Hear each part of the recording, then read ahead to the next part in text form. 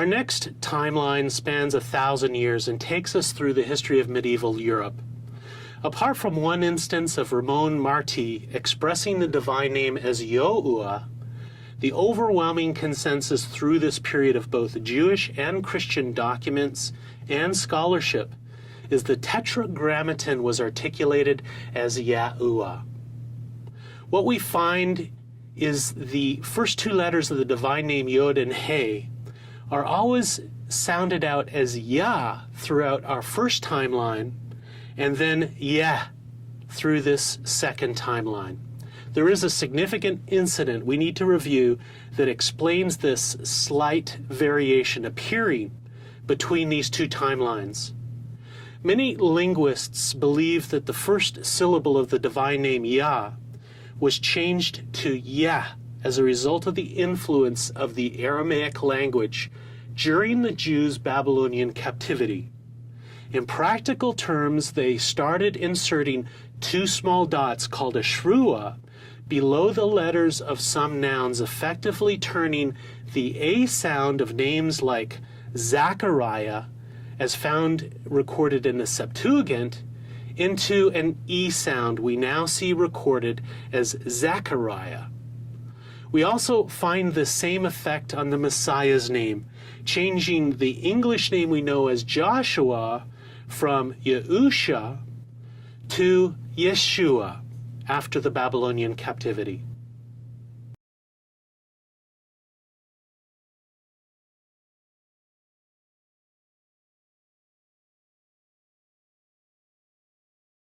There's a large period of time where there are very few examples of Hebrew texts. Essentially, from the period of 100 AD to 1000 AD, it appears as though the medieval church and Islam had effectively wiped out almost every Hebrew document. However, some examples have miraculously survived, and more examples are coming to light all the time, such as the Vatican Library's 9th century Midrash on the book of Leviticus, the Cairo Geniza, which has texts that date back as far as the 7th century, and the Ashkar-Gibson manuscript, which is thought to date back to the 6th century. Christian D. Ginsburg's work entitled The Old Testament compared various readings from more than 70 manuscripts of the oldest Masoretic text. Some of these manuscripts, which Ginsburg dated back to about AD 850, convinced Ginsburg to render the sacred name as Yahuwah. Juan W. Lee, a professor at Calvin College, confirmed Ginsburg's assessment of these early Masoretic texts, but believes the divine name should be read as Yahuwah. This conclusion is verified by the Codex Leningrad, which is the oldest complete Hebrew text in the world, and clearly has God's sacred name recorded as Yahuwah.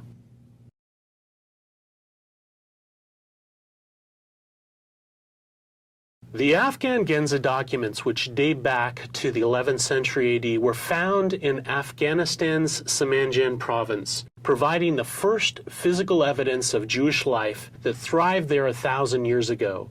The paper manuscripts preserved over the centuries by the dry, shady conditions of the caves they were found in is the greatest medieval archive found since the Cairo Geniza was discovered in an Egyptian synagogue more than 100 years ago. The collection gives us an unprecedented look into the lives of Jews in ancient Persia in the 11th century, most likely belonging to Jewish merchants who traded with travelers along the Silk Road running across Central Asia. The documents were written in Hebrew, Judeo-Arabic, Judeo-Persian, and Muslim Arabic. And it's through this variety of written forms that makes these documents so important as we continue to uncover evidence for the way that God's sacred name was used by Jews 1,000 years ago.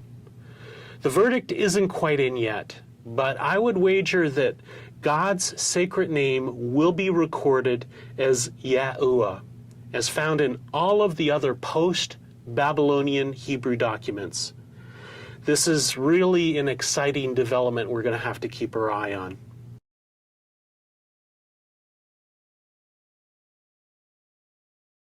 Maimonides was born in Cordoba, Spain, but first moved to Fez in Morocco and then to Fostat, Egypt, rather than be forcibly converted to Islam. His writings on Jewish law were acclaimed and acknowledged to be one of the foremost rabbinical arbiters and philosophers in Jewish history. His copious work comprised a cornerstone of Jewish scholarship. His works included a commentary on the Mishnah, a treatise on logic, and the Mishnah Torah, which was a comprehensive code of Jewish law. But the one work we're most concerned with was a book he wrote called Guide for the Perplexed, which philosophically attempts to harmonize Aristotle's philosophy with Jewish theology. In the Guide for the Perplexed, Maimonides states that the divine name is pronounced without any difficulty according to the letters, which is a phrase found several times in the Talmud, where readers are warned not to pronounce the name as it is written or according to the letters. But Maimonides reasoned that it's impossible to establish a relationship with a nameless God, so he argued that the tetragram is different from any other name like Adonai or Elohim and so forth, because it's the personal name of God. As such, Maimonides would have pronounced God's personal sacred name as Yahuwah.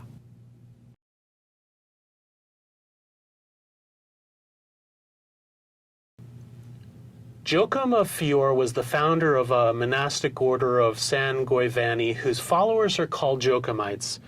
He's a theologian and mystic who applied himself entirely to the study of the Bible with a special view to uncovering the mystical meaning concealed within scriptures.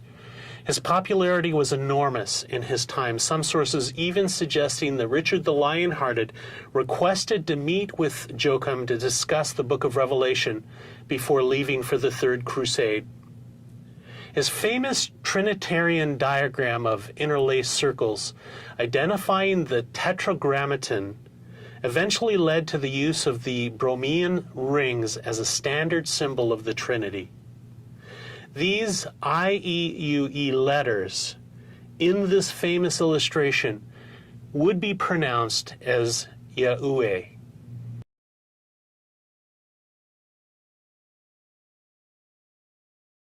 Ramon Marti was a 13th century Dominican friar and renowned theologian, considered to be the greatest Hebraist in the Middle Ages. Marti was widely read in Hebrew literature, quoting not only from Talmudic and Midrashic works, but from Rashi, Abraham ibn Ezra, and Maimonides. In 1250, he was appointed to make a study of Oriental languages with the purpose of carrying on a mission to both the Jews and the Moors. He's best remembered for his polemic work Pugo Fide, which became popular among Dominican monks and other ardent defenders of the faith. In this 1278 Latin work, Pugo Fide, or Dagger of Faith, Ramon used the spelling Yahuwah for the tetragrammaton, which is where most scholars believe the name Jehovah finds its origin.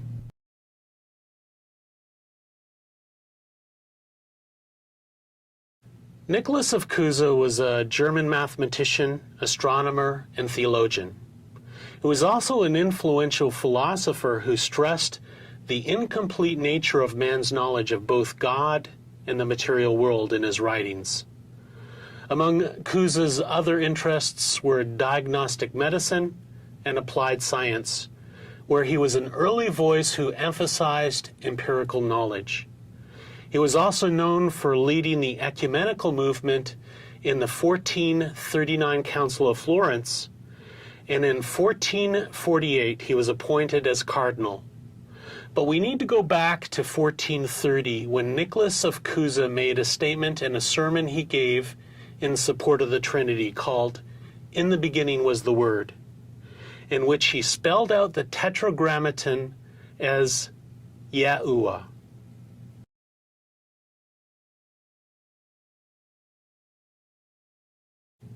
There are a few variations within this medieval time period, but the consensus suggests God's sacred name was pronounced as Yahuwah. We've already pointed out the reason for this discrepancy from our first timeline, suggesting that the Hebrew language had been influenced by the Aramaic language during the Babylonian captivity, and changed the theophoric names beginning with the letter Yod, making its Yah sound into a Yeh sound. Other than this one variant, we have found a significant fidelity in the pronunciation of God's sacred name for a time period of almost 2,500 years. However, there is a significant event that happened during the medieval period that would bring immeasurable confusion to the future pronunciation of God's sacred name. Rabbinic scribes started to change the vowel points in the Tetragrammaton throughout the Masoretic text, varying the pronunciation of the name and even replacing it hundreds of times with the term Adonai. No other single act has ever so corrupted the fidelity of Scripture, but these Masoretic scribes had their reasons. They really just didn't want us to know how to pronounce the divine name.